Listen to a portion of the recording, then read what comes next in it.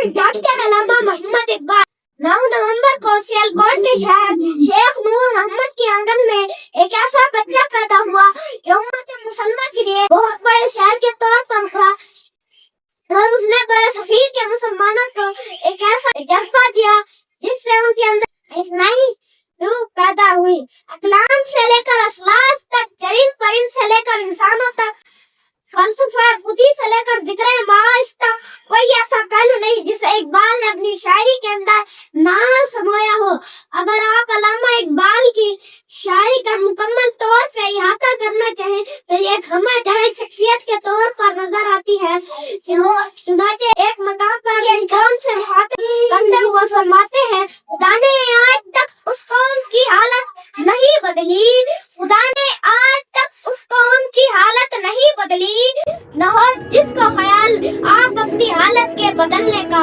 एक और मकाम पर अपने नौजवानों से मुखातिब करते हुए फरमाते हैं, अफराद के हाथों में है अक़वाम की तकदीर, अफराद के हाथों में है अक़वाम की तकदीर। हर फर्द है मिल्लत के मुकद्दर का सितारा, हर फर्द है मिल्लत के मुकद्दर का सितारा।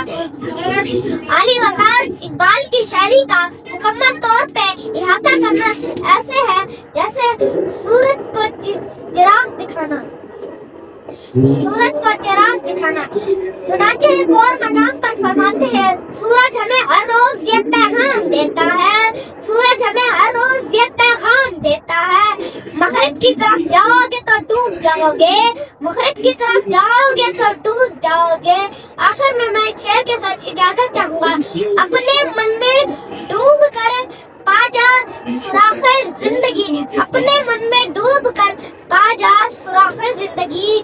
तू अगर मेरा नहीं बनता, ना बन, अपना तो बन। शुक्रिया।